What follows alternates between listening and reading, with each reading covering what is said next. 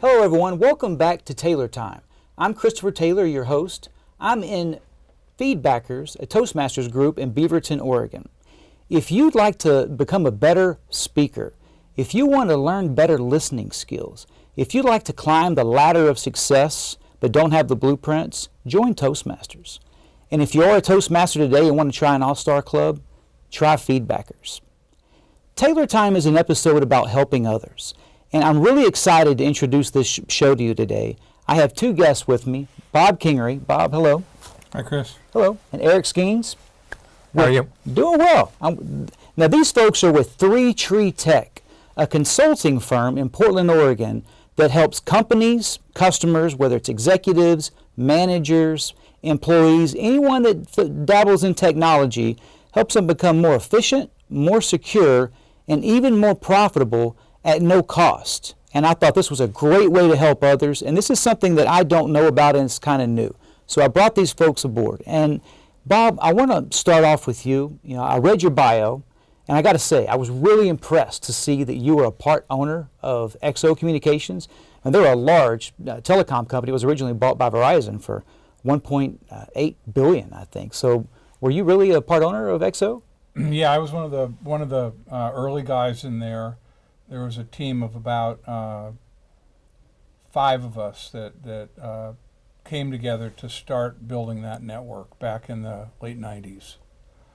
And we built a great network and very quickly grew to be a pretty big company and ended up being sold out ultimately to Verizon only about 3 or 4 years ago.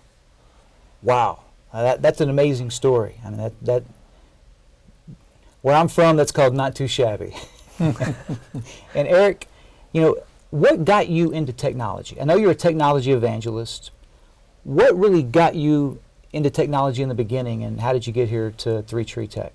Well, it's an interesting question, mainly because of the fact that I've always been in technology. My dad's a systems engineer and has been doing that for about 30 years, has jumped into the security realm and is an expert within the security world, has been in security for about 9 years.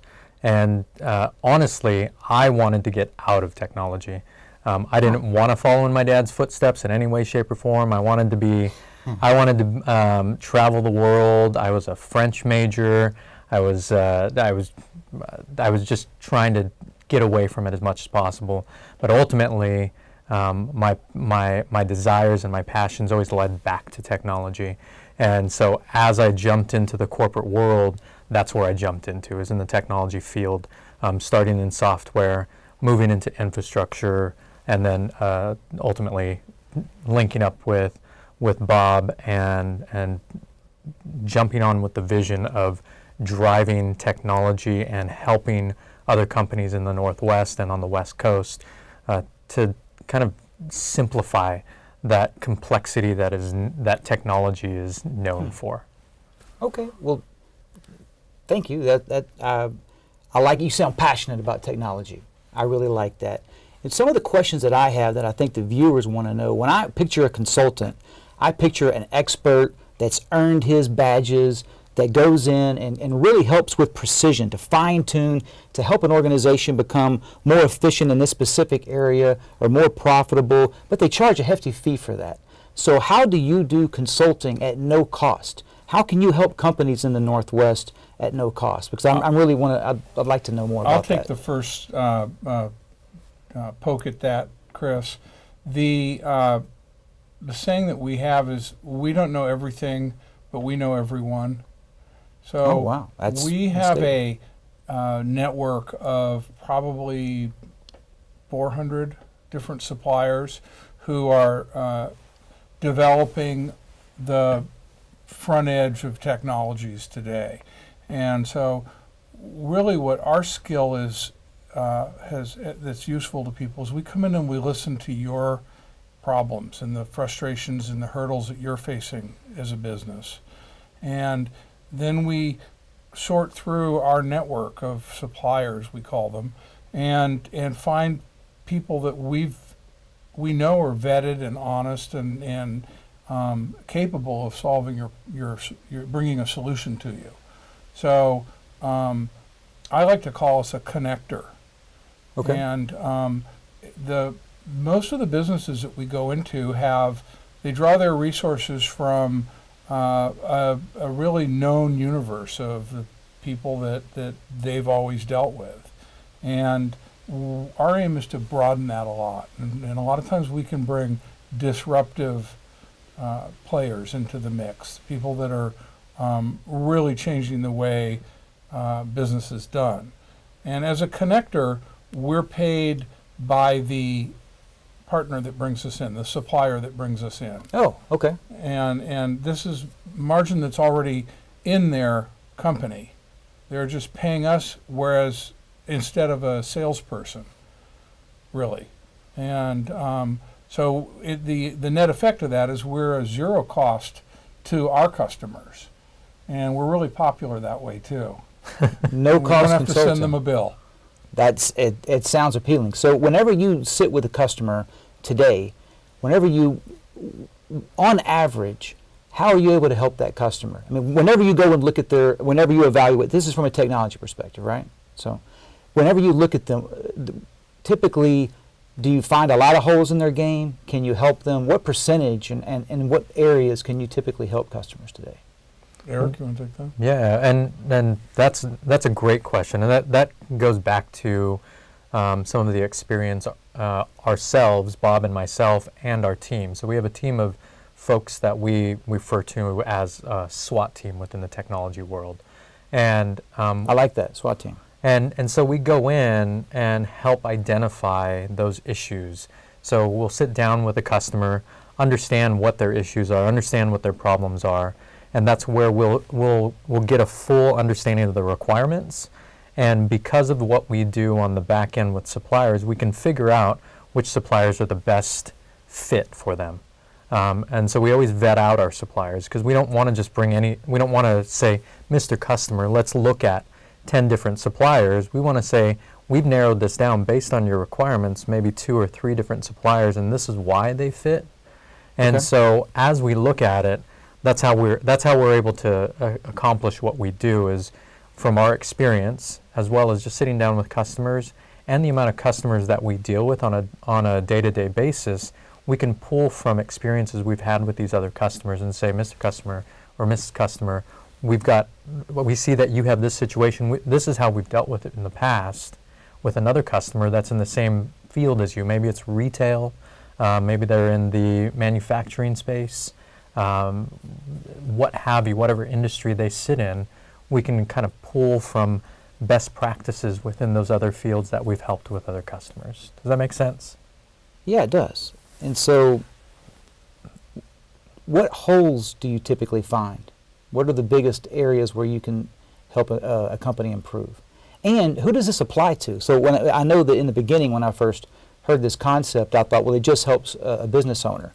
But then I realized from a technology perspective, it's anyone. It can be a manager. It can be anyone that deals with technology. Is that accurate? Yeah, you're spot on. And again, it depends on where we're going in within a customer. Just like you said, sometimes we are working with the owner, but that's not always the case. We may be working with somebody that is in the purchasing side, and they have specific needs around say mobility, and we need to help them with as a customer, they may be working with mobile plans within the Verizon or T-Mobile or AT&T space, and we can come in and help them. Their job as purchasing is to cut costs, be able to show the company that they're buying things better than what was done in the past. And so there's that aspect, and then as we look at from a design perspective, as a whole, as an organization, we can look at, okay, what do we look at from a cloud perspective? So everybody here, there's a lot of talk about cloud. It's a very broad terminology. It is. And so what we do is kind of demystify that. Because when you look at cloud, it is a broad terminology, and it's because there's a broad underlying technologies that go within the cloud. And so when we're looking at that, we've got to help customers figure out, where does cloud make sense? So it sounds like the whole core versus chore. You do all the research on the back end, the countless hours of research to vet out which companies would be applicable for whatever they're looking to do, and that way they can focus on whatever their primary business function would be. You know, there's an important piece in this that we think is critical, and that's the people that you deal with. And so it's one thing if a company has the best technology, but it's another thing if they don't have the ability to bring it to the customer's benefit. And that means that sometimes that the sales team is different than the implementation team. And so the other thing that we find out is that there's an old saying called, in technology, you're 6 months to stupid. And so Okay. any decision that you make today is going to look stupid in 6 months potentially, because everything's changing so fast. And so what doesn't change is the people you're dealing with. Well said. And so that's an important part of the criteria that we use in evaluating what's good for connection, is who are these people and how are they viewed in the industry. It's a relatively small world, and people get known for the type of trade they practice. And so it's it's probably equal to our technology standard, that we find people that we trust and that we know will bring the services that they promise. That makes a lot of sense. And also, with how many customers have you met with that have a team? Let's say they have a team of people and their job is to research vendors like yourself. How many companies have you met with where you couldn't help or add value? One. One. That's Yeah. okay. We got into a business that was up in Seattle that no matter how hard we poked and pried, there was nothing that they didn't have buttoned up.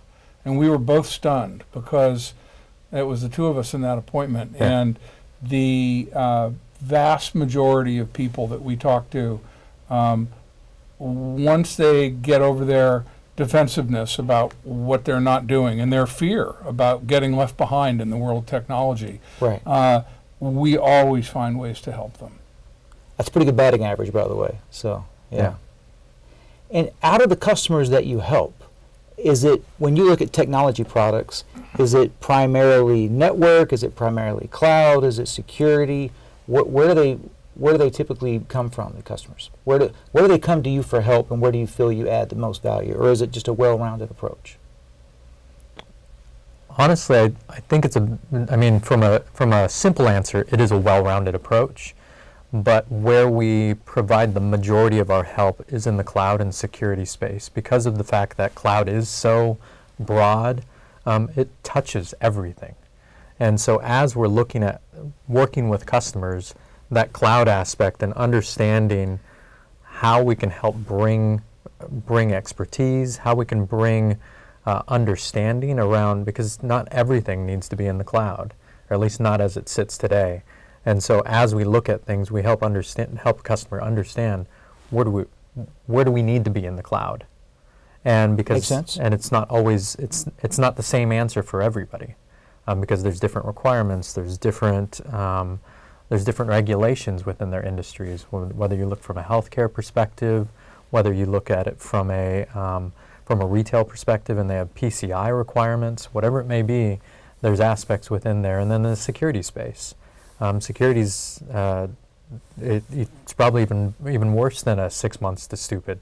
That's a constant, always moving target, because you have hackers that all they're doing, all those threats, every morning they wake up, they're looking to figure out, how do I get into this company in order to leverage them from a financial perspective, whether there's any political gain from it, whatever it may be.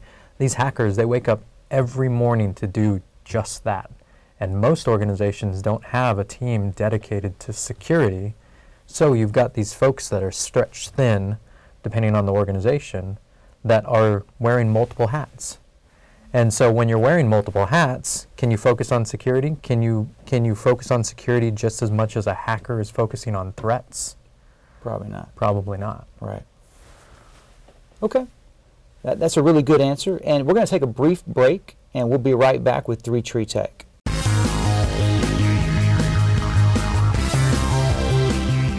What are you doing on April 27th? I hope your plans include the annual conference of District 7 Toastmasters. We will be developing the tools for unleashing the power of your dreams. A dream is a vision of the future, light of the past, tinted with imagination. So imagine the possibilities. What would your life be if you could unleash the power of your dreams? Join me, Dana Lamont, and the Toastmasters of District 7 as we learn, grow, and have fun.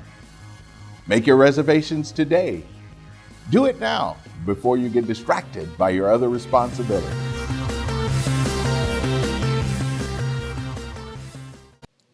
Hello, everyone. Welcome back to Taylor Time with Bob Kingery and Eric Skeens at 3 Tree Tech, a consulting firm that helps companies, managers, customers with technology products at no cost to the customer.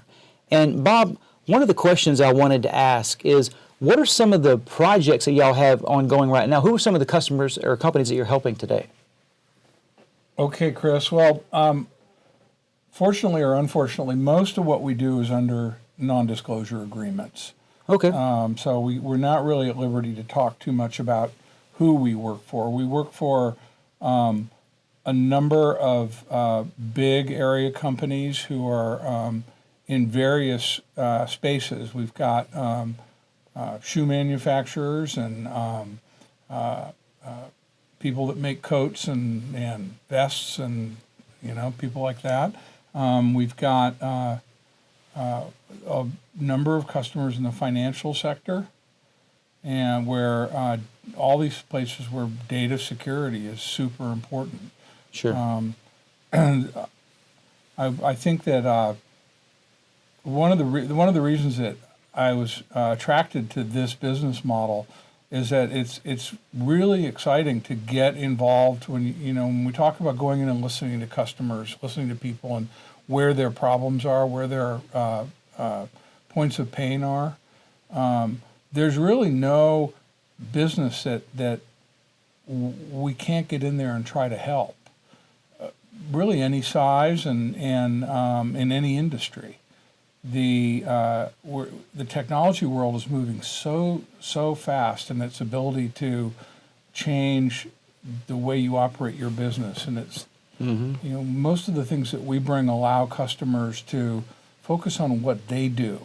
We've got lots of examples of companies that have maybe they're making shoes and they have their own data center. And it's a fairly clear-cut comparison usually to say, do you really want to be good at both those things? Or do you want to focus on really what your most important thing is and get someone who's focused on the other piece, data center? So that part is, it's gratifying to get in and help people move their businesses to the next level. I like it. And I like the fact that you guys can do this as a company at no cost to the customer. I find that appealing. And something, Eric, I wanted to ask you, what are some of the disruptors that you guys have found to bring to the customers that have really added some value? Do you have any examples you can give me or give the audience? Yeah, I mean, I've got lots, and I'm sure we could sit and talk for hours about those disruptors. But there's a couple that are very interesting. And this is me coming out of working for big corporations and coming into this space where I have access to all these different technologies. And an area where we've seen which is kind of a hot button right now, and it's somewhat of a transformation of the network. So when you look at the network, if we take this back to probably the 80s and 90s, where if folks who are listening to this right now and they understand technology, we look at a technology called frame relay. And during frame relay world, that was what everybody had. Everybody had frame relay in order to. It was a big deal in the beginning. Yeah, it was, and there was a lot of customers when the MPLS network started coming into the mix of saying, well, we've got our frame relay, that's not going away, and now as it sits today, now MPLS is the frame relay of today, and we're looking at an evolution or a transformation from MPLS to leveraging cheap bandwidth, cheap internet connectivity, leveraging software-defined networks. And so using an SD-WAN component or platform to be able to leverage and take advantage of, I don't care what kind of circuit or kind of internet connectivity you have, we can leverage that by using SD-WAN or software-defined networks. And a company that we've been using quite a bit or have been a huge differentiator in that market is CloudGenix. Okay. And CloudGenix looks at it from the layer 7 level. So they're if you know the OSI model, they built their product or their platform starting at layer 7 and working its way down, whereas a lot of the SD-WAN platforms start at the layer 2, layer 3 level, which is all packet level type stuff, and then try to build up to layer 7. And so they're at the application level. Yeah, they're at the application level, at the layer 7 level. So to kind of break it down from a company perspective, companies, they care about their applications. They care about what they're actually using. They don't care about the plumbing.